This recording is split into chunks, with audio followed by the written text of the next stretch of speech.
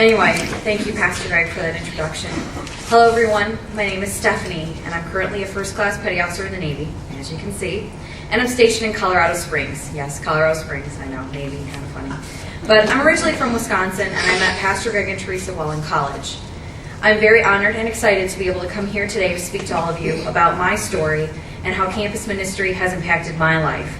But I'm getting a little ahead of myself, so let me start from the beginning. I was born in Milwaukee to my parents, Jerry and Luann. My mom, Luann, is sitting right over there. I'm the oldest of three, and I have a sister named Stacy and a brother named Joe. We've always been a close-knit family, and when I describe my life, I always say I came from the Brady Bunch. My parents were happily married, and we kids were their life. Every night we had dinner together, and we did our homework. Holidays and birthdays were always memorable. Summers were spent camping and taking family road trips, and they took us to different sporting events and museums. I couldn't have asked for a better childhood or parents. I was Daddy's little girl since I was the oldest, and I always looked up to him. Some of my best childhood memories are going hunting with him, and I watched him fix the car, or both of us worked on my science projects together.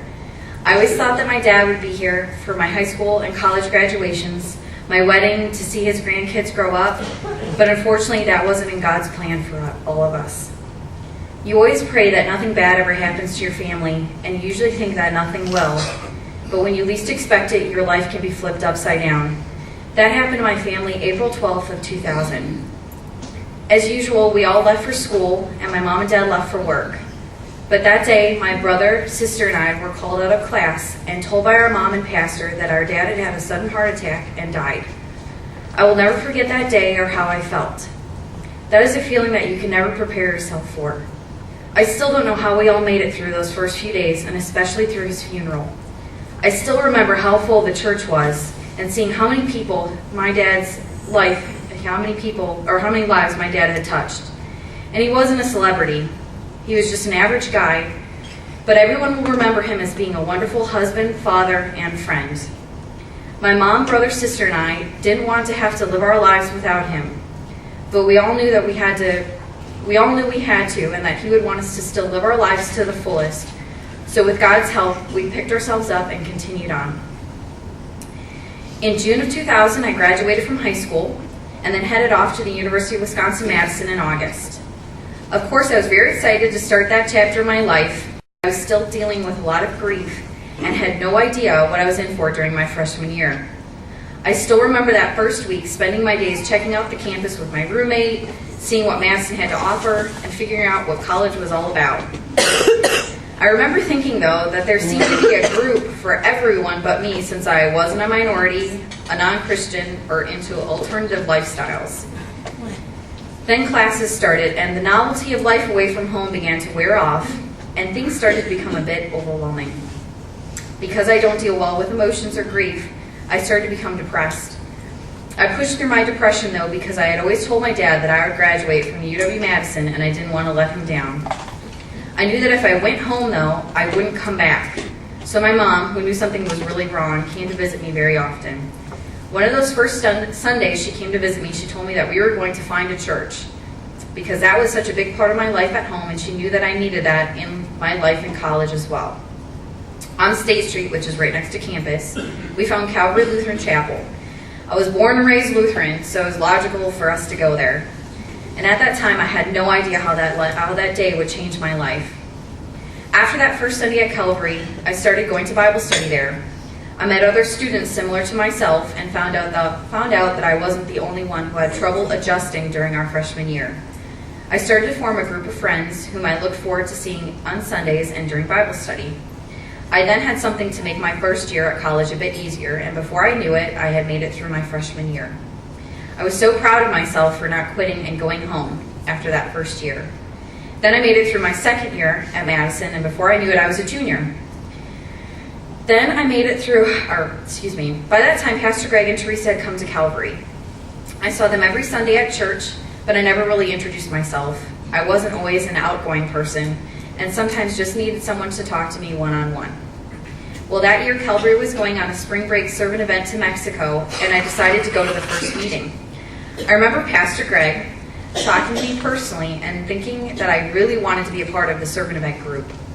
Boy, was I in for an adventure and a life-changing experience.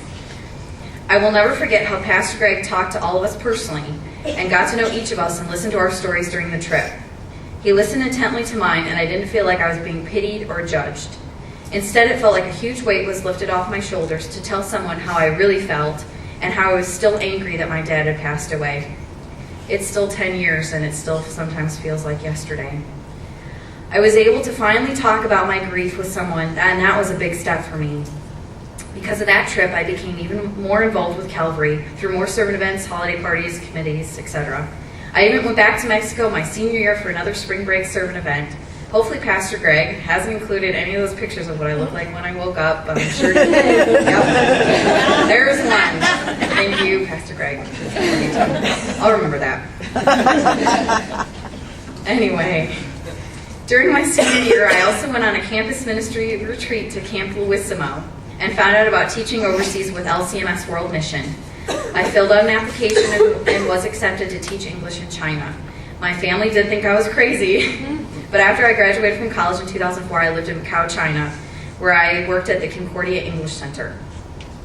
Through that experience, I was able to see what a difference world missionary work makes. When I returned to the U.S., I decided to follow my dad's footsteps and join the Navy. So I left for boot camp in 2005. I was on 2 ship deployments, one in 2006 and one in 2007. I went to Iraq in 2008, and I still can't believe where God's plan has taken me. I've stayed in touch with Pastor Greg and Teresa through all of my different life experiences, and there are many.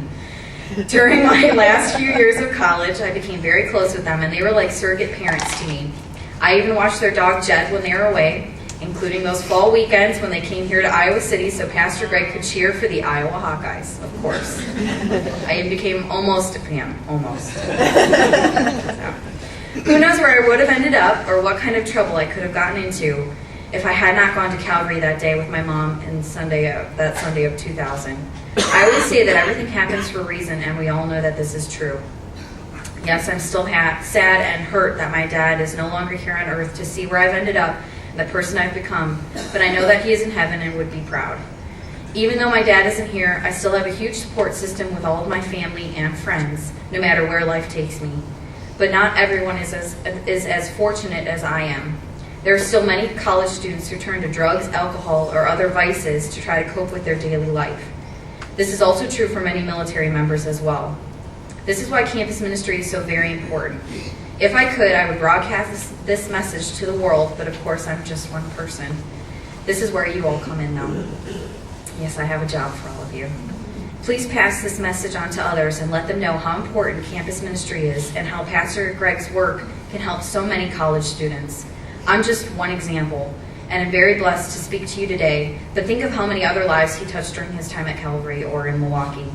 Now think of how many lives the Lord can use him to touch as he continues his work to start new campus ministries and transform struggling ones. It's an amazing thought, and I can't wait to see what the future holds for him. God sure does work in mysterious ways. Thank you all for your time today and listening to my story as well.